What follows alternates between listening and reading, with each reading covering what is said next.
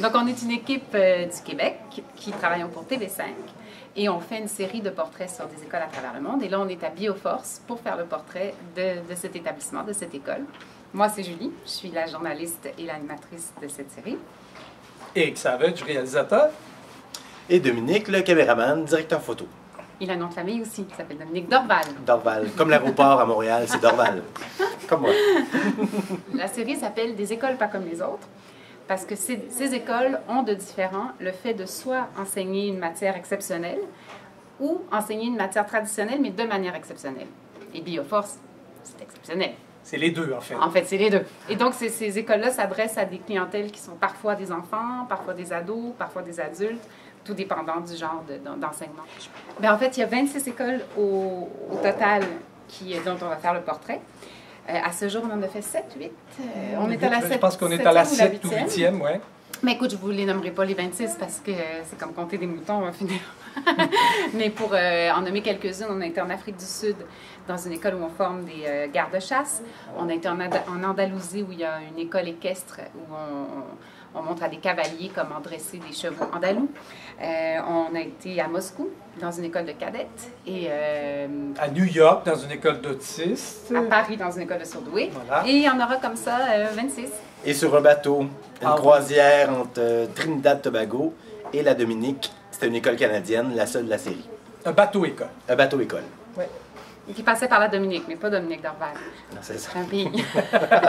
À ne pas confondre. Dans l'école Bioforce va te présenter dans un épisode, parce qu'il y a toujours 2 écoles par épisode, dans lequel on parle de la vie et de la mort. Parce qu'à Bioforce, on travaille fort, on forme des gens qui vont essayer de sauver des vies.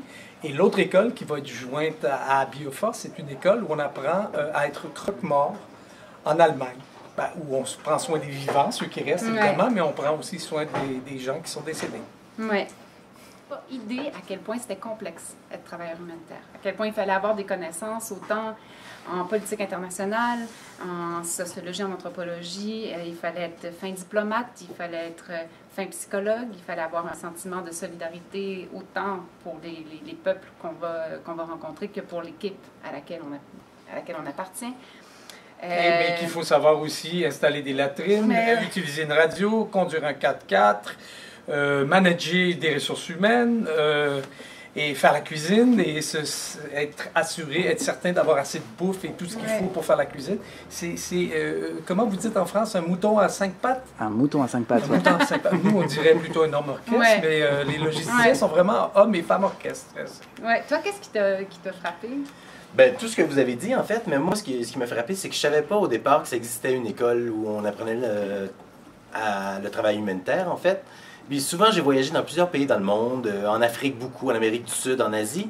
Puis je voyais des gens dans des ONG. Dans des ONG, puis je croyais pas qu'il y avait des formations, et sûrement qu'il n'y en avait pas, en fait, ou certainement, certains étaient issus de Bioforce.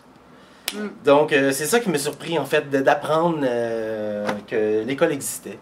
Puis, je suis convaincu que les ONG sont super contents d'avoir les finissants de l'école. Et c'est une bonne raison d'appeler Bioforce une école pas comme les autres. Il n'y en a pas d'autres comme Bioforce, il n'y en a qu'une de ce genre-là. Elle porte très très bien son nom et prend sa place, s'inscrit bien dans toute la série. Une dernière question qui est un peu rituelle.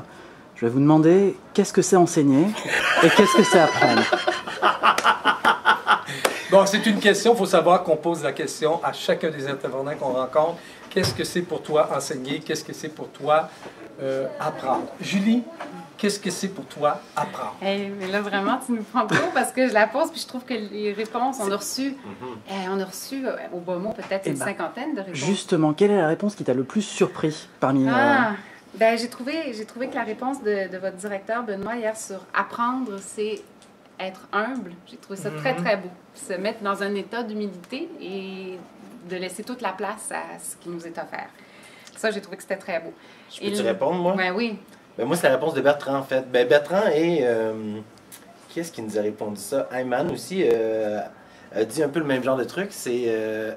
non, enseigner, c'est être passionné. Ça, j'ai trouvé que ça résumait tout, en fait, parce que moi, lorsque j'étudiais, si mon prof n'était pas passionné, mais j'écoutais pas. Donc, Et visiblement, ici à Bioforce, il y a beaucoup de passion parce que chacun des formateurs qu'on a rencontrés, on en a rencontré plusieurs, on sent cette passion-là, la passion du travail qu'ils font, la passion qu'ils ont de partager ce qu'ils savent, ce qu'ils ont appris sur le terrain en faisant le travail de logisticien ou en tout cas en aide humanitaire, de le partager de belle façon avec les gens qui étudient ici. Ça nous a assez frappé, ça. Ouais. Oui, partager un savoir, ça prenait tout un sens ici parce que les formateurs ont une connaissance du terrain qui partagent en vue de ce que vont connaître les stagiaires très bientôt. Donc, c'est un très beau partage de savoir et d'expérience. Merci à vous. Merci. Merci à vous. merci pour la belle semaine, les beaux moments. Merci. C'était super. Bye! Et là, on s'en va faire une APSL avec des CMU, mais il faut prendre le SAMU pour aller, parce qu'il faut comprendre que nous, on ne connaît pas tous les acronymes qui sont utilisés en France, alors on se démêle. Il faut y aller au PC, par contre.